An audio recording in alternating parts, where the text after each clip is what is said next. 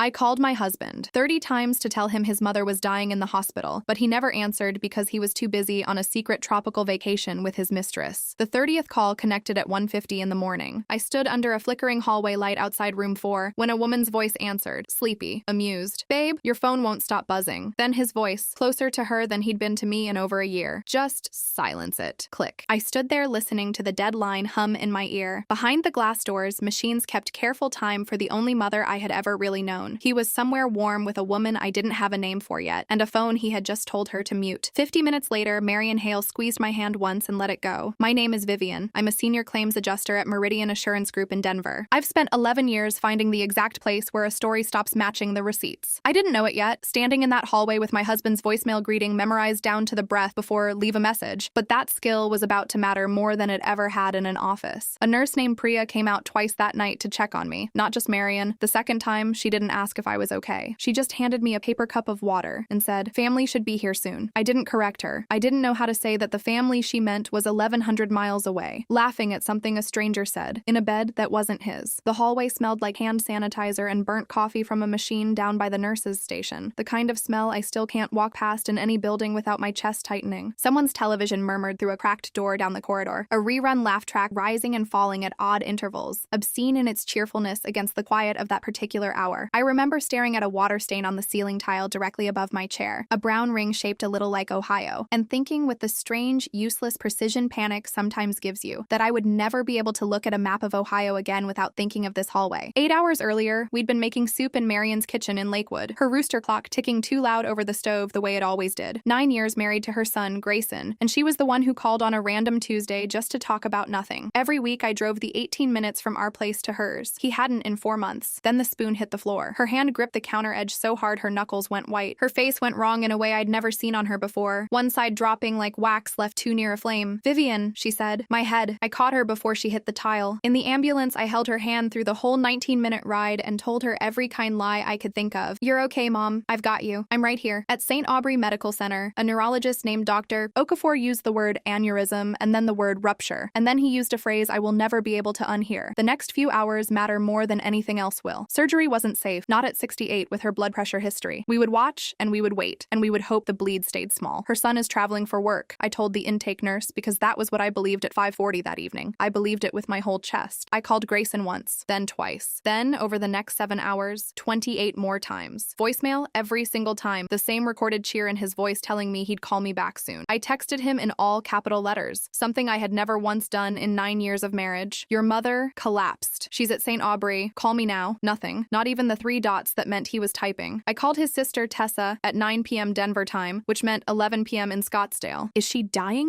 Tessa asked, voice thick with sleep. "Or is this one of your things?" I looked down at the clear plastic bag holding Marion's shoes, the ones with the worn heel from her walks around the block, and I didn't have an answer that wouldn't have started a fight I didn't have the energy for. I said I'd call her with updates. I hung up first. At midnight, Marion surfaced for 11 minutes, more lucid than I expected. "Where's my Grayson?" she whispered, her words dragging slightly at the edges. "His flight got delayed, Mom. He's coming. He's on his way to you right now." It was the only lie I told her all night. She squeezed my fingers like she believed every word of it, and something in my chest cracked open that I would spend the next several weeks trying to tape back shut. Call 26, 27, 28, 29, then call 30, and a stranger's laugh, and 4 words that ended a marriage before I even understood that's what they were doing. At 2:12 a.m., the monitors changed their rhythm. A second rupture, faster than the first. Marion had signed her wishes years earlier, after her own mother's long decline. No machines, no heroics, no borrowed time bought with tubes and a body that wasn't really living in it anymore. I was the one who signed the forms confirming we'd honor them. My hand didn't shake. I remember being almost proud of that, and then being disgusted with myself for being proud of anything at all that night. Grayson's text came through at 7:14 the next morning, nearly 5 hours after Marion was gone. "Sorry, insane week. What's up?" I typed 3 words back. "Your mother died." An hour later, his reply landed. "That's awful. Flights out of here are a mess this week. Can you handle the arrangements? You're so much better at that stuff than me." That stuff. Her entire life funneled down into an errand for someone more competent to run. I handled all of it alone. I picked the casket, a simple walnut one, because Marion always said she didn't understand paying extra to impress people who wouldn't be looking anyway. I wrote the eulogy at 3 a.m., sitting beside the pot of soup neither of us had ever gotten to eat, the smell of thyme and chicken stock turning my stomach every time the fridge door opened. It was 3 days later, going through the joint credit card to pay the florist's invoice, that I found the charge that changed the shape of everything. A resort in in Key Biscayne, Florida. Booked 3 weeks before his mother had even collapsed. Room service charges for 2 people. A $410 bottle of champagne, the exact bottle Grayson had once called, at our own 10th anniversary dinner 3 years ago. A criminal waste of money for glorified soda. He hadn't missed 30 calls by accident. Somewhere, weeks earlier, he had quietly built himself a week where nothing and no one could reach him. I didn't scream. I didn't call and demand an explanation. I printed every page of that statement, and I called a family law attorney named Rosalind Reyes, whose name I'd gotten years ago from a coworker, and filed away. The way you file away the number for a locksmith you hope you'll never need. Do not warn him, Rosalind told me over the phone, her voice flat and businesslike in a way I found strangely comforting. Angry people warn people. Organized people win. I have spent 11 years being paid to be organized. I decided, sitting in Marion's kitchen with her rooster clock still ticking, that I was about to be very, very good at my job. I was 34 years old that spring, and Grayson was 36. We'd met 11 years earlier at a mutual friend's barbecue in Fort Collins, back when he was a territory rep just starting out at a company called Vantage Medical Devices, selling surgical hardware to hospital procurement offices across 3 states. I liked him instantly. He had an easy laugh and a way of remembering small details about people, your dog's name, your sister's wedding date, that made you feel unusually seen. I didn't yet understand that remembering details and caring about people aren't always the same skill, and that Grayson had built an entire career, and eventually an entire second life, on the first one. We married when I was 25 in a backyard ceremony at his parents' old house, back when his father, Walter, was still alive. Walter died of a heart attack in the spring of 2019, 4 years after our wedding, and something in Marion went quiet after that, in a way she never fully spoke about. She started calling more. She started needing more, in the small, dignified ways a proud woman allows herself to need things. I filled that space without ever deciding to. It simply became mine to fill, the way certain jobs in a marriage get assigned without a conversation, just by who shows up. Grayson, by contrast, called his mother roughly once a month, usually on a Sunday, usually for under 6 minutes. He told himself and told me that he simply wasn't a phone person, a phrase he used so often it became a kind of shorthand between us for a much larger truth I hadn't yet let myself name, that Grayson wasn't a person who did the unglamorous, ongoing work of loving people. He preferred grand gestures, birthday flowers delivered by a service, an expensive gift with a card he hadn't written. He was excellent at appearing to care from a distance, and increasingly bad at the daily proximity that caring actually requires. His sister Tessa was 3 years younger, 31 that year, and lived in Scottsdale with her husband Marcus, running a boutique fitness studio that seemed to require an outsized number of brand trips to places like Cabo and Sedona. Tessa loved her mother in the loud, performative way some people love: dramatic phone calls, tearful anniversary posts, very little of the actual weekly labor of showing up. I don't say that to be cruel. I say it because it matters later, for what it means that a person like that was the one who eventually changed. I should say something too about why I was so good at absorbing all of it without complaint, because I don't think that capacity came from nowhere. My own mother raised my younger brother and me alone in Pueblo after my father left when I was 9, and I grew up watching her hold an entire household together on a school secretary's salary without once, in my memory, asking anyone to help her carry it. She used to say that the people who complain the least are the ones who get invited back, and I absorbed that lesson early and completely, long before I understood how easily it could be exploited by someone who never had to learn the same discipline. Marion, in a strange way, became the mother figure who let me set that lesson down a little, the first person in my adult life who called to check on me instead of the other way around. I think some part of why I fought so hard to be worthy of that Tuesday soup, that easy affection, was that I'd spent my whole life being the one who did the holding, and Marion, for a few hours a week, let me be held instead. There was an earlier incident that I didn't understand as foreshadowing until much later, though I've turned it over so many times since that I can recite it like scripture. 2 years before Marion died, for her 65th birthday, we had a dinner planned at her favorite restaurant, a small Italian place in Golden called Trattoria Volta. Grayson was supposed to fly back from a regional sales summit in Nashville that Friday afternoon. His flight, he told us, got scrapped by a mechanical delay, and then a second one got scrapped by weather that, when I checked later out of idle curiosity, hadn't actually touched Nashville that week. He apologized profusely, the way he always did when caught rather than confronted. He sent Marion a spa gift certificate worth $300, arriving 2 days late by courier. Marion smiled through the dinner and said, "He's so busy, that's all," in a voice that didn't quite match her eyes. I remember thinking, at the time, that I should have pushed harder. I didn't. I told myself it wasn't my place to relitigate my husband's relationship with his own mother. There was also a bracelet. In March, 14 months before Marion's collapse, I found a small velvet box in the bottom of Grayson's gym bag while looking for his insurance card after he'd asked me to renew his membership online. Inside was a rose gold tennis bracelet, the kind with a price tag that doesn't need to be visible for you to know it's substantial. When I asked about it, he barely looked up from his phone. "It's an incentive gift," he said. "Company gives out 1/4 to the top performing rep in the region. I have to present it to her personally at the Q1 dinner. Corporate thing. Weird, I know." I remember thinking it was strange that a medical device company would give jewelry instead of a bonus, and stranger still that "her" came out of his mouth so easily. easily, without a flicker of anything. But I was buried in a complex claims dispute at work that month, a hospital system trying to deny coverage on a botched hip replacement, and I let it go the way you let go of 100 small oddities in a marriage you still believe in, because I did still believe in it then. That's the part people find hardest to understand once they know how the story ends. Grayson and I had good years. We'd renovated the kitchen of our first house together, tiling the backsplash ourselves over a miserable, wine-soaked weekend that ended in us laughing so hard I threw up a little in the kitchen sink. We'd driven to Moab for our 5th anniversary and gotten lost on a trail until sunset and didn't panic, just sat on a rock and watched the light change together. Somewhere between year 6 and year 8, though, something in him had quietly rerouted. I didn't see the moment it happened. I only saw, much later, the long trail it left behind. A husband who was present in body at holidays and absent everywhere else. A son who'd outsourced the entire emotional labor of caring for his aging mother to his wife, and never once seemed to notice he'd done it, because I never once made him carry the weight of noticing. There was a smaller thing, too, that I didn't understand as a pattern until I had 100 other data points to set it beside. In the fall, 4 years into our marriage, back when we still lived in the rental on Ammon Street, Grayson lost his job at a smaller device distributor after what he described to me as corporate politics, and a boss who had it out for him from day one. I believed him completely. I picked up extra overtime that November to cover our mortgage payment while he regrouped, and I never once asked to see the termination letter, because asking felt like an accusation, and he was my husband, and husbands deserve the benefit of the doubt. It was Marion, of all people, who let it slip 2 Christmases later, 3 glasses of wine into dinner, that the politics had actually been an expense account Grayson had used to take a female colleague to a $500 dinner in Scottsdale, one he'd tried to file as a client entertainment cost. Nothing romantic had been proven, Marion said quickly, backpedaling the moment she saw my face. Just poor judgment. Just a mistake young men make. I let it go. I always let it go. I see now that letting it go wasn't peacekeeping. It was training. Training him, without meaning to, that there was no ceiling I wouldn't eventually absorb. What strikes me most now, looking back at that particular Christmas, is how quickly and completely I rewrote my own memory of it. Within a week, I'd folded Marion's slip of the tongue into a story I could live with. Young men make mistakes. Corporate expense policies are often unreasonably strict. Grayson had learned his lesson and grown from it. I told that revised story to myself so many times over the following years that by the time the HELOC and the Cherry Creek lease surfaced, I had to consciously dig back through old memories to even locate the original, unedited version of that Christmas dinner. I think that's the real mechanism by which people stay in situations that will eventually devastate them. It isn't blindness. It's a slow, well-intentioned editorial process, performed by the person with the most to lose from seeing clearly. I want to be fair to who he was before all of this, because I think it matters for understanding how a person becomes someone capable of what came later. Grayson wasn't cruel in any obvious way. He never raised his voice at me, never called me names, never did any of the things that make an outside observer's decision easy. His unkindness ran through omission, not commission, through the calls he didn't make, the dinners he didn't attend, the small, ongoing acts of showing up that he'd simply decided, somewhere along the way, belonged to someone else's job description now. He believed, I think, genuinely, that providing money was equivalent to providing love, and that as long as the mortgage was covered and the anniversary gift arrived on time, he'd fulfilled his half of an unspoken contract. It's a logic a lot of people carry. It just doesn't survive contact with an actual crisis, the kind that requires a body in a room and a hand held through the night, not a wire transfer and an apology text sent from 35,000 feet. The escalation, looking back, moved in 5 distinct steps, each one a ceiling I told myself we'd finally hit, each one broken within a matter of weeks. The first came in late January, 4 months before Marion died. She started having what she called dizzy spells, brief moments where the kitchen would tilt, where she'd grip the counter and wait it out, embarrassed, waving off my concern like it was an overreaction. I mentioned it to Grayson on a Sunday call, put on speaker while I made dinner. "She's 68, Viv, not 98, he said, laughing a little. "Old people get dizzy. You worry about my mom more than actual doctors do." I let the comment sting and then let it go, because he wasn't wrong that I worried, and because it's a particular kind of manipulation to have your care for someone reframed as your personal defect. I made an appointment for Marion with her general practitioner anyway. The doctor found nothing conclusive, ordered a follow-up scan for later in the spring, and told her to monitor her blood pressure. I was the one who bought the cuff. I was the one who taught her how to use it. The second ceiling arrived in February, when Grayson's travel schedule quietly doubled. What had been 1 trip a month became 2, then 3, framed each time as a new opportunity. A conference in Charlotte, a training intensive in Miami, a client dinner circuit through the Southeast. I began handling everything at home alone. Our bills, our house, and increasingly Marion's world too. Her pharmacy pickups, her grocery runs, the paperwork for her supplemental Medicare plan that she found bewildering. When I raised it once gently, over dinner, Grayson set down his fork with a controlled patience that somehow felt more accusing than anger would have. "I'm building our future, Vivian. Someone has to make the money that lets you take your mornings off for pottery class." I didn't take a pottery class. I hadn't in 3 years. He knew that. He said it anyway because because it sounded better than the truth. The third ceiling was money, and it broke in March, right around the time of the bracelet. Grayson came to me with an opportunity a colleague had brought him, a real estate investment in a short-term rental property, requiring us to open a home equity line of credit against our house for $45,000. I pushed back hard for the first time in years. I asked to see the paperwork, the projections, the colleague's name. He got vague in a way that should have told me everything. "You don't need to understand every detail. That's literally my job," he said. "I need you to trust me on this one." I signed anyway 3 weeks later, worn down less by his argument than by the sheer exhaustion of being the only person in the marriage still asking questions. I made him promise to keep me updated on where the draws went. He said he would. He drew against that line 11 separate times over the following 14 months, and never once told me a figure. The fourth ceiling was Marion's health again, and it should have been the one that broke everything open early, if I'm honest with myself now. In April, 5 weeks before she died, Marion fainted in her own driveway while getting the mail. A neighbor found her and called an ambulance. I drove to the hospital in 19 minutes flat, my hands shaking on the wheel the entire way. Grayson was in Miami for what he called a product launch training. I called him from the hospital waiting room. He answered that time. The last time he'd answer a call from me connected to his mother's health, and told me he couldn't leave early, that his region's numbers were being watched closely by corporate, that Marion would understand because she always understood. He sent flowers to her hospital room instead, a large arrangement that cost more than the copay for her CT scan. When I told him gently that showing up in person might mean more than flowers, he told me I was making him feel like a bad son over something he couldn't control, and somehow by the end of that call, I was the one apologizing. Marion herself played along with his absence in a way that broke my heart a little more each time. "He's got a whole region depending on him," she told me from her hospital bed that April, patting my hand like I was the one who needed comforting. "Not everyone can drop everything. You're here. That's enough for both of you." I understood even then that she was protecting him the way mothers do, building him a smaller, more forgivable version of himself out of whatever material she had left. I didn't know yet that she'd already seen him with Brooke 6 months earlier, and was carrying that secret silently underneath every one of those gentle excuses. Looking back, I think some of her forgiveness that April wasn't really about the Miami trip at all. It was about something much larger she'd already decided not to make me carry. That same week, Grayson called to ask if I could front him $3,000 from our joint savings for what he described as an urgent equipment deposit tied to the Miami training. I transferred it without much argument, distracted by Marion's discharge paperwork and a pharmacy that couldn't locate her new prescription. It would be months before I understood, cross-referencing dates against the Cherry Creek lease, that the equipment deposit landed in an account the same week Brooke's rent was due. Quick pause from the story. If you enjoy these stories, consider taking a listen to our Spotify show linked in the description for early access to new stories in better audio quality. Now back to the video. The fifth and final ceiling was the week Marion died, though of course none of us knew that's what it was going into it. Grayson announced 10 days before that he had a sales conference in Miami the following week, dates that I would later realize lined up precisely with the resort reservation on our card. Marion, oddly, had a bad feeling about that trip in a way she couldn't articulate. "Tell him to be careful down there," she said to me over soup that final Tuesday, stirring the pot with a wooden spoon that had belonged to her own mother. I don't know why, just a feeling. I told her I would. I never got the chance because 6 hours later she was on the kitchen floor, and by the time I thought to mention her feeling to anyone, it had stopped being a warning and started being the last strange, tender thing she ever said to me. There was one more moment, separate from those 5 ceilings, that I only understood as part of the pattern once I had the full timeline in front of me. In late April, a coworker at Meridian, a claims investigator named Harold, who'd trained me my first year on the job, stopped by my desk with a case file he wanted a second opinion on. A husband who'd been quietly moving money out of a joint account for over a year, dressed up as business expenses, before his wife finally noticed the mortgage payment had bounced. "The tell is never one big withdrawal," Harold told me, tapping the file. "It's always a dozen small ones nobody bothers to add up." I remember nodding along, professionally interested, filing it away as an ordinary Tuesday case, with absolutely no idea that I was looking at a smaller, earlier version of my own life laid out on a stranger's bank statement. I think about that conversation often now. I was, quite literally, being handed the answer months before I let myself ask the question. Through every one of those 5 ceilings, I want to be honest about something. I responded reasonably every time. I didn't scream. I didn't threaten. I made the doctor's appointments, bought the blood pressure cuff, signed the paperwork, sent the follow-up texts, and swallowed every comment about how I worried too much or did too much or made him feel bad for choices that were entirely his own. I didn't know it yet, but 11 years of professional habit, the instinct to screenshot, to keep dates straight, to save documentation just in case, had already started building a quiet paper trail in the back of my own mind. Receipts and dates and small inconsistencies I filed away without knowing why I was filing them at all. The Miami resort statement was where I started. It was not where I ended. I have spent 11 years being trained to distrust the first plausible explanation, because the first plausible explanation is usually the one someone built on purpose. So instead of confronting Grayson with a single credit card charge, I did what I do at work every day when a claim doesn't add up. I pulled every account we shared and started reconciling. The home equity line of credit was the thread that unraveled the whole sweater. $41,000 drawn across 11 separate withdrawals over 14 months, none of them matching any real estate closing, any title company, any escrow account I could find a record of anywhere. I cross-referenced the dates against a leasing company in Cherry Creek and found a match within 20 minutes. A one-bedroom apartment, lease signed the previous February, co-signed by Grayson Hale. The tenant of record was a woman named Brooke Sandoval, 29 years old, a territory account rep at Vantage Medical Devices, Grayson's own company, his own region. I found her on the company directory in under a minute. I found the Nashville Sales Summit from 2 years prior in under 5. Brooke had been hired that January, transferred into Grayson's region that March. The timeline sat there in front of me, clean and undeniable, like an X-ray. 14 months of quiet payments funding an apartment for a woman he'd been introducing to his own mother's grandchildren that never came conversations as just someone on my team. The bracelet made sense now too. Not a corporate incentive gift, a gift he'd bought, and then, when I found the box before he could deliver it, invented a story fast enough that I hadn't questioned it. The Nashville trip, the Miami trainings, the sudden doubling of his travel calendar, none of it was ambition. It was architecture. He had spent over a year building himself a second life, funded in part by our own house, and I had signed the paperwork that made it possible without knowing what I was signing for. I sat at my own kitchen table with 3 laptop tabs open and a legal pad filling with dates, doing the exact work I do for Meridian 5 days a week, except this time the claim I was investigating was my own marriage. I built a timeline the way I'd build one for a fraud file. January, Brooke hired. March, Brooke transferred into Grayson's region. That same month, the first unexplained HELOC draw, $4,000, 2 days before a conference in Charlotte that, when I checked the industry calendar archived online, didn't actually exist that particular week. May, a draw of $3,800, the week of a hotel charge in Cherry Creek that predated the apartment lease by 6 weeks. A bridge, I guessed, while the paperwork on the new place cleared. By August that year, the lease was signed, co-signed by Grayson. $6,000 in move-in costs pulled from our equity line under a memo line that simply read, home improvement, home improvement. I actually laughed out loud reading that one, alone at my table, a short, ugly sound that didn't feel like anything close to amusement. What unsettled me most wasn't the money, though the money was real and the money mattered. It was the discipline. Grayson had never once, in 9 years, remembered to schedule his own dentist appointments without a reminder from me. But he had tracked, managed, and concealed a 14-month financial relationship with a level of precision he'd never once brought to our actual marriage. Whatever version of him was capable of that kind of sustained attention, I understood now. I had simply never been the recipient of it. I called Rosalind again that night and read her the full timeline. She was quiet for a moment on the other end of the line. "This isn't just infidelity anymore," she finally said. "This is a paper trail. Judges and juries don't respond to feelings, Vivian. They respond to documents. You just handed yourself the strongest documents I've seen in a divorce file in years." I didn't feel triumphant hearing that. I felt something closer to grief with sharp edges. The specific sensation of watching a suspicion you'd spent months talking yourself out of get confirmed in exhaustive, undeniable detail. 2 days after the funeral, Marion's attorney, a careful silver-haired woman named Estelle Park, called me into her office in Golden. Marion had quietly rewritten her will 8 months earlier, Estelle explained, sliding the documents across the desk. The house in Lakewood, along with the modest investment account Walter had left behind, went entirely to me. Grayson received $25,000 and his father's watch. Inside the folder was a sealed envelope, my name written across the front in Marion's careful cursive, the kind she'd learned in a one-room schoolhouse in Nebraska 60 years earlier. I opened it in the parking lot, sitting in my car with the engine off. She had seen them together, she wrote, back in October at a restaurant called Solera in Cherry Creek. She'd gone in for an early dinner with a friend and watched her son's hand rest on the small of a stranger's back the way it used to rest on mine. She never told me. "You'd have carried both of us," the letter said. "Me and the truth about him. I wasn't going to let you carry both. You were already carrying enough." She'd known for 7 months and said nothing, choosing instead to keep calling me every Tuesday like nothing in the world had shifted, protecting me with her silence the same way I'd spent years protecting Grayson with my own. I sat in that parking lot for a long time. I wasn't crying by the time I started the car. I had moved somewhere past crying, into a kind of clarity I hadn't felt in years. The specific, weightless calm of finally understanding exactly what you're dealing with. Grayson texted that same evening. "Finally found a flight. Landing Sunday, 8:40. I did the math without meaning to. 11 hours from touchdown to whatever came next. One funeral behind me, one decision still ahead. I ironed his black suit that Saturday. Force of habit, maybe. Or one last small mercy I couldn't quite explain even to myself. Then I hung it back in the closet and didn't touch it again. Instead, I set our kitchen table. Marion's funeral program sat dead center, right where he always dropped his keys the second he walked in. Beside it, the HELOC statement, one line highlighted in yellow marker. The withdrawal that matched the exact week of the Nashville Summit 2 years ago. Beside that, the divorce papers. My signature already 4 days dry. I slid my wedding ring off. It fought me at the knuckle the way it always had in humid weather. I set it on the empty signature line waiting for his name, picked up the suitcase case I'd already packed, and turned off my phone. At 8:40 that Sunday night, his plane landed in Denver. At 8:41, mine was already climbing over the Rockies towards Seattle, toward my sister Naomi's guest room and 3 weeks I badly needed and hadn't known how to ask for. He called that first week 11 times from his old number. I let every one of them go to voicemail, the way he'd let mine go for months before I understood what that silence actually cost. Naomi's guest room became a kind of decompression chamber those 3 weeks. Quiet mornings with coffee on her back porch, long walks around Green Lake where nobody knew my name or my situation, the particular relief of being somewhere entirely unconnected to Lakewood, to Meridian, to any version of my life that had a Grayson-shaped hole freshly cut into it. I slept 11 hours some nights. The kind of sleep that only comes after your body finally believes the emergency is over, even if your mind hasn't caught up yet. When I finally blocked the number, he found a new one. 3 weeks after I left, it lit up my screen with a single line. Vivian, we need to talk about what you did. What I did. As if leaving a kitchen table set with the truth was the crime. And 30 unanswered calls beside his dying mother's hospital bed were simply Tuesday. We agreed to meet at the Lakewood house the following Saturday to divide what remained of 9 years. His tools from the garage, my grandmother's china, the furniture that had somehow survived both our good years and our bad ones. Rosalind had advised against meeting him alone, so my sister drove up from the airport that morning. Tessa, it turned out, came too, though not for the reason I expected. Estelle Park had contacted her about the estate the week before, and somewhere in that conversation, the HELOC printout I'd forwarded to the family attorney had made its way into Tessa's inbox as well. Grayson arrived already talking, the way he did when he needed to control a room before anyone else could speak in it. You humiliated me, he said, standing in the doorway of the house he grew up in. You had me serve divorce papers the same week I buried my mother. Do you understand how that looks? I understand exactly how it looks, I said. It looks like a man who spent his mother's last night on a beach and now wants credit for showing up to the paperwork. That's not fair. Miami was already booked. I couldn't just— You could have answered your phone, I said. 30 times, Grayson. I'm not rounding up for effect. I counted. Tessa, standing near the counter with her arms crossed, went very quiet. I watched something shift across her face, the particular stillness of someone doing math they didn't want to do. Wait, she said slowly. The Nashville trip, 2 years ago. Mom's birthday. She looked at Grayson, then at the printout still sitting in her bag. The dates lining up in her mind the same way they'd lined up in mine. That HELOC draw was the same week as the summit you missed her party for. That has nothing to do with anything, Grayson said, too fast, his voice climbing half an octave. It has everything to do with everything, Tessa said. And for the first time in 9 years, I watched Grayson's sister look at him the way you look at a stranger who's just told you a lie you can finally see all the way through. He tried one more angle, the oldest one in his repertoire. You manipulated my mother in her last months. You turned her against me. That will doesn't reflect what she actually wanted. Your mother wrote that will 8 months before she died, I said, my voice even, the calm coming from somewhere I didn't know I still had access to. She wrote it after she saw you with Brooke at Solera in October and decided not to tell me because she didn't want me carrying both of us. I only found out about that dinner 3 days ago. I didn't manipulate anything. I just finally read the whole file. The kitchen went silent except for the rooster clock, still ticking on the wall the way it had ticked through every ordinary Tuesday of the last 9 years. I need you to hear this clearly because I'm only going to say it once, I told him. I didn't leave you in that kitchen, Grayson. You left 30 calls ago. I just finally noticed. He didn't have an answer for that. For possibly the first time in our marriage, Grayson Hale had absolutely nothing to say. He tried eventually to recover some ground, the way people do when silence starts to feel more damning than any argument could. You don't know what it was like, he said, quieter now, some of the performance draining out of his voice. Watching my numbers, watching the region, feeling like everyone was waiting for me to fail. Brooke never made me feel like I was failing. I never made you feel like you were failing either, Grayson, I said. I made your coffee. I renewed your gym membership. I drove your mother to 19 appointments this year alone, and never once asked you to match me. You didn't leave because you were failing. You left because it was easier than trying. Naomi, standing near the door with her arms crossed, spoke up for the first time since he'd arrived. You should hear yourself, she said to him, not unkindly, more like someone stating a simple fact. You're describing a year and a half of decisions like they happened to you. Nobody made you sign a lease in Cherry Creek. Nobody made you silence your phone. Grayson looked at my sister, then at Tessa, then back at me, and I watched him do the math that people like him always do eventually, counting the room, realizing the room had stopped being his. This is insane, he said, reaching for his keys off the counter, the same spot he'd dropped them in for 9 years. You've all clearly decided how this goes. We didn't decide anything, Tessa said. You did. You just didn't think anyone was keeping receipts. He left without the tools from the garage. He left without my grandmother's china, which had never really been in dispute. He left mostly without whatever he'd come there hoping to find. Some version of the afternoon where I apologized, where the timeline got soft enough for him to slip back through it. I locked the door behind him and stood in the kitchen for a long moment, Tessa's hand on my shoulder, my sister quietly starting a pot of coffee, like this was any ordinary Saturday afternoon. And in a strange way, by the end of it, it almost was. Mom would be so proud of you, Tessa said quietly, once the sound of Grayson's car had faded down the block. Not for the papers, for the calm. She always said you had the steadiest hands of anyone she knew. I hadn't realized until that moment how badly I'd needed someone to say something like that out loud. I'd spent a year and a half being praised, implicitly, for my capacity to absorb things. A good sport, low maintenance, easy to travel around. Being praised for once for the strength it took to finally stop absorbing them felt like being seen for the first time in longer than I could easily remember. Naomi poured 3 mugs of coffee, and we sat at that same kitchen table, funeral program, and highlighted statements still sitting where I'd left them. And for a little while, none of us said anything at all. It was, unexpectedly, one of the more peaceful afternoons I'd had in months. Word travels fast in a family once the first person breaks ranks. Tessa didn't just believe me that afternoon in the kitchen. She left the house before Grayson did, and by that evening she'd called their Uncle Dean, Walter's younger brother, and the closest thing Grayson had to a father figure since 2019. Dean had spent 30 years running a small construction firm in Golden, the kind of man who valued a person's word above almost anything else. When Tessa told him about the HELOC, about Miami, about 30 unanswered calls, Dean didn't call Grayson to hear his side. He called me instead, just to say he was sorry, and that Walter would have been sorry too. Grayson contested the will 3 weeks later, hiring an attorney who filed a claim alleging undue influence, the same accusation he'd tried out on me in the kitchen, now dressed up in legal language. Rosalind was almost pleased when the filing landed on her desk. "This is the best thing that could have happened to your case," she told me. Contesting the will meant discovery, and discovery meant the HELOC records, the Cherry Creek lease, and Marion's sealed letter would all become part of a public court file. Grayson's own attorney called off the challenge 19 days later, once he understood exactly what his client's phone records and financial trail were about to expose in open court. Brooke Sandoval, it turned out, hadn't known the full shape of things either. Vantage Medical Devices had a strict policy against relationships within the same reporting chain, and once HR received an anonymous tip, I never confirmed who sent it, though Tessa's smile when I mentioned it told me plenty. An internal investigation found that Grayson had been quietly approving Brooke's expense reports and travel bonuses for over a year, a conflict of interest serious enough to end both their employment within the same week. Brooke, I heard through the same grapevine, hadn't known the apartment lease had ever touched our home equity line. She'd believed, apparently, that Grayson was already separated. She left Denver entirely by August, taking a role with a different device company in Tampa, as far from Cherry Creek and everything it had come to represent as she could reasonably get. I felt an unexpected flicker of something like sympathy for her, once the anger had burned down enough to leave room for it. She'd been 29, new to a company and a city, dating a man 8 years older who'd apparently told her a clean, convenient story about a marriage already over on paper. I don't know if I believe she was entirely and completely without fault in it. I know, without much doubt at all, that she wasn't the architect. The architecture belonged to one person, and he was the one who'd had a wife, a dying mother, and a home equity line of credit to build it out of. Grayson's termination hit harder than I expected it to. Professionally, in a small industry where reputations travel fast, Vantage Medical operates in a tight regional network of device reps and hospital procurement officers, and word of a conflict of interest firing doesn't stay contained for long. 2 companies he interviewed with that spring passed after routine reference checks. He eventually took a role in Charlotte with a smaller distributor, a step down in title, and, from what Dean mentioned once without quite meaning to, a significant step down in salary as well. I didn't feel triumphant hearing that either. I felt mostly tired, the particular exhaustion of watching consequences finally arrive for someone who spent over a year acting like they never would. The financial complications took the better part of 5 months to untangle. The $41,000 on the HELOC was still legally attached to a house that was, thanks to Marion's will, now entirely mine, which meant that during the divorce settlement, Rosalind fought hard to have that debt assigned to Grayson individually rather than split as ordinary marital debt, on the grounds that it had directly funded the affair itself. It took a mediation session and a threatened deposition of Brooke Sandoval before Grayson's attorney agreed. I refinanced the house that October in my name only, at a rate that made my stomach hurt, and my chest, strangely, feel lighter than it had in over a year. There was a second mediation session I hadn't expected. Over the $3,000 I'd wired him the week Marion fainted in her driveway, the one he'd called an equipment deposit, Rosalind traced it, alongside everything else, to a rent payment on Brooke's apartment, and asked, in the calm, surgical tone she used for exactly these moments, whether Grayson's attorney wanted that particular transfer entered into the record, alongside a timeline of Marion's hospitalization. He did not. That $3,000 came back to me within the week, quietly, with no argument attached at all. Estelle Park called me in November to let me know the estate had officially closed. The house and Walter's old investment account both fully transferred into my name. She mentioned, almost as an aside, that Marion had left specific instructions for a smaller bequest I hadn't noticed on my first read of the will. $2,000, earmarked for whatever Vivian wants, no explanations needed. She's earned a thing that's just for her. I used it eventually to reupholster the reading chair in the sunroom, the one Marion used to sit in on Sunday mornings with the crossword. It felt less like spending money, and more like accepting a small, specific kindness she'd planned for me before she even knew how badly I'd need one. Dean started coming by most Saturdays that fall, ostensibly to help me winterize the gutters or look at a strange noise the furnace was making, though I think think we both understood the visits were really about making sure I wasn't spending every weekend alone in a house full of someone else's grief. He never talked much about Grayson directly. Once, fixing a loose porch step, he said only, "Walter would have hated how his boy turned out here," and then went back to hammering, and neither of us said anything else about it. I found I didn't need him to. Some things are truer for staying unspoken. There were harder days too, the kind that don't resolve into anything useful. In late October, going through a box of old photographs to make room in the hall closet, I found one from our 5th anniversary in Moab. Grayson and me sitting on that rock at sunset, his arm around my shoulders, both of us sunburned and laughing at something I no longer remember. I sat on the closet floor with that photograph for the better part of an hour, not deciding whether to keep it, just sitting with the fact that the man in that picture had been real, once, and had somehow also become the man who let a phone ring 30 times beside his own mother's deathbed. Both of those things were true. I've had to learn to let them both be true at the same time, without one canceling the other out, because pretending the good years never existed would be its own kind of dishonesty, and I've had enough dishonesty for one lifetime. Tessa flew in for Thanksgiving instead of going to Scottsdale that year, the first holiday any of us spent without Marion at the head of the table. We made her stuffing recipe from a recipe card in her own handwriting, the paper soft and worn at the folds from decades of use, and we cried into the gravy a little, and then we laughed about crying into the gravy, and it was, in its strange, patched-together way, one of the better Thanksgivings I can remember having in years. There was one more logistical hurdle that fall, smaller than the others, but strangely more infuriating in the moment. The life insurance policy Marion had taken out years earlier, a modest $50,000 term policy meant to cover final expenses, on which Grayson was still listed as sole beneficiary from a form he'd filled out on her behalf back in 2015 and never updated. He filed the claim within 11 days of her death, before the will had even cleared probate, and cashed the check before I'd finished writing her eulogy. Estelle Park confirmed there was nothing illegal about it. The beneficiary designation legally overrode the will's general instructions, but it stung in a way that took me weeks to name properly. It wasn't really about the money, which Marion likely would have wanted split for funeral costs regardless of who received it. It was the speed. He'd managed, within 11 days of his mother's death, more administrative efficiency than he'd shown in the entire 18 months leading up to it. I didn't fight the claim. I let it go, the way I'd let go of so many things, though this time I noticed myself letting it go, which felt like its own small, strange kind of progress. Marcus, Tessa's husband, ended up being an unexpected ally too, quietly connecting me with a colleague of his who handled home refinancing, getting me a rate a full half-point better than what my own bank had first offered, and sitting with me on a Sunday afternoon to walk through the closing documents line by line so I wouldn't have to face them alone. It's a small thing, half a point on a mortgage, but it meant real money over the life of the loan, and it meant something larger too, that the family I'd married into hadn't entirely disappeared when the marriage did, that some of what I'd built over 9 years had turned out to be sturdier and more genuine than the marriage itself. There were quieter costs too, the kind no settlement can touch. I went back to Marion's house, my house now, though I still slipped and called it hers for months, to start packing up the last of her things on a Sunday afternoon in September. I found her cardigan still hanging on the hook by the back door, the one she wore every morning to get the mail, and I stood there holding it against my chest in an empty kitchen, crying in a way I hadn't let myself do since the night she died. I grieved her separately from the marriage, and differently. I grieved the version of Grayson I'd married at 25, the one who'd tiled a backsplash with me until we both smelled like grout and laughed until we cried. That version of him, I understood now, might have been real once. He just hadn't stayed. I gave the rooster clock to Tessa, who cried harder over it than she had at the funeral itself, and I think we both understood that grief sometimes arrives late, once the noise of performing it has finally died down. Tessa and I still talk most weeks now, an unlikely friendship built entirely out of the wreckage of her brother's choices. She drove up from Scottsdale in November just to help me paint the guest room a color Marion would have hated, and we laughed about that the entire weekend. Grayson tried one final desperate move in December, showing up unannounced at Meridian's parking garage after work, asking if we could just talk. No lawyers, no papers, just us. I stood by my car in the cold and told him there was no us left to talk to. He said I'd ruined his life. I told him as gently as I could manage that he'd had a year and a half of unmonitored withdrawals and 30 missed calls to ruin it himself, and that I'd simply stopped covering for the damage. He tried a different tactic then, his voice cracking in a way that might have moved me a year earlier. I still think about her, he said, my mom, every day. I believed that part, actually. I think grief found him eventually, in his own delayed, complicated way, once the noise of Brooke and Miami and severance packages finally quieted enough to let it in. I believe you, I told him, but missing her now doesn't undo the 30 times you didn't answer when it mattered. Grief that shows up this late isn't really for her anymore, Grayson. It's for you. He didn't have a response for that either. He got back in his car and drove away, and I never saw him in person again after that night. It's been a little over a year now. I still live in the Lakewood house, though I've repainted every room and finally replaced the ancient dishwasher Marion swore was just fine. Don't fuss. The rooster clock is gone, off ticking away in Tessa's kitchen in Scottsdale instead, but I kept Marion's wooden soup spoon, the one that belonged to her own mother before her. It hangs on a hook by my stove now, and I use it every Tuesday, whether or not anyone's coming over. I'm still at Meridian, still finding the places where stories stop matching the receipts, though I notice now that I bring a different kind of attention to my work than I used to. Less clinical, more tender, the way you handle something once you understand firsthand how much can hide inside an ordinary-looking file. Harold retired that spring, and I inherited a handful of his open cases, including, oddly, one involving a husband quietly draining a joint account to fund an apartment across town. I closed that file faster than any other case on my desk that year, and I didn't need to ask a single extra question to know exactly what I was looking at. Tessa and I have dinner most months, usually at a small place near her studio that does a green chili stew almost as good as Marion's soup, though neither of us has ever said that out loud to the other. Dean stops by sometimes to fix things around the house that don't really need fixing, the way men of his generation show love when they don't have the words for it directly. I hear Grayson moved to Charlotte for a new sales role. I hear Brooke isn't with him and hasn't been in some time. I don't ask for more than that, and nobody offers it. Some stories I've learned are better left at the edges of your peripheral vision, close enough to register, too far to pull you back in. I don't tell this story to be pitied. I tell it because I think a lot of us spend years mistaking constancy for love, showing up, covering the gaps, absorbing the excuses, and calling the exhaustion that follows commitment, when really it's just erosion, one reasonable accommodation at a time. I made 30 reasonable accommodations that night in that hospital hallway, 30 calls that all deserved an answer, and not one of them got one. Somewhere around call 15, I think I already knew. I just wasn't ready yet to know it out loud. People ask me sometimes, gently, whether I regret not seeing it sooner, the bracelet, the missed birthday, the sudden doubling of his travel calendar. I used to feel a flash of shame at the question, like I should have been sharper, more suspicious, less generous with my trust. I don't feel that anymore. I think there's a difference between not seeing something and choosing, again and again, to give a person you love the version of the story that lets you keep loving them. I wasn't blind. I was patient with someone who mistook my patience for permission. Those are not the same failure, even if they can look identical from the outside, and learning to tell them apart has been most of what this year has actually been about. I think, too, about Marion more than I expected to, a year out. Not just the grief of losing her, which still catches me sideways some mornings over coffee, but the specific ache of understanding, only after she was gone. How much quiet strength it must have taken to sit across from me every Tuesday for 7 months, carrying a truth that would have shattered something in me, and choosing instead to protect me with soup and small talk, and a rooster clock ticking too loud over the stove. I don't know if I could have done what she did. I hope I never have to find out, but I try now to carry a little of that same instinct forward, to be the kind of person who protects the people I love not by managing the truth for them, but by finally being honest enough myself not to need protecting from it. There's still sadness in this, and I don't want to pretend there isn't. I lost a mother-in-law who loved me better than her own son managed to in the end, and I lost 9 years of a life I'd built around a person who turned out to be building something else entirely, in secret, on borrowed money and stolen time. Some nights I still reach for my phone out of habit, some reflex left over from years of checking in on people who weren't checking in on me. I let that habit go a little more each month. What I have instead is quieter than the marriage was, and it is, more days than not, enough. A house with good bones and better light than our old place ever had. A sister-in-law who calls just to talk about nothing, the way her mother used to. A spoon on a hook by the stove that still smells faintly of time if I hold it close enough. I started seeing a therapist in January, a woman named Dr. Alvarez, whose office overlooks a small courtyard with a single stubborn aspen tree that somehow keeps its leaves longer than any of the others on the block. She asked me once, early on, what I thought I'd needed most during those 30 calls, and I sat with the question longer than I expected to before answering. Not for him to pick up, I finally said. I'd needed someone to pick up. It just happened to be the one person whose absence would end up costing me the most to notice. She didn't say anything for a moment, just let that sit in the room the way good therapists know how to let the true things sit, unhurried, until you've actually heard yourself say them. I don't know exactly what I'll tell Marion. If there's any version of an afterlife where these things get said out loud to the people we've lost, probably something simple. That I finally understood what she was protecting me from, and that I wished, more than almost anything else this past year, that she hadn't had to carry it alone for those 7 months. That the spoon still hangs on the hook, and the soup still gets made most Tuesdays. Sometimes for one, sometimes for two, once in a while for a table full of people who chose, in the end, to stay. Some evenings, closing up the kitchen, I catch myself glancing at my phone out of nothing more than old habit, half expecting a missed call that isn't coming and hasn't been coming for a long time now. I don't mind it the way I used to. It's just a small, fading echo of a year that asked more of me than any single year reasonably should have. Proof that I lived through something and came out the other side still capable of making soup, still capable of setting a table for people who actually show up to sit at it. That, I've come to understand, is its own quiet kind of victory, even if it never once felt like winning while I was living through it. I called my husband 30 times that night to tell him his mother was dying. He never answered because somewhere warm and far away, he'd already decided that the woman beside him mattered more than the one who raised him, and more, in the end, than the one he'd married. I stopped calling after that. I started instead to listen to Marion's letter, weather, to the numbers in the account statements, to the particular silence of a phone that finally, mercifully, stopped ringing for a man who was never really going to pick up.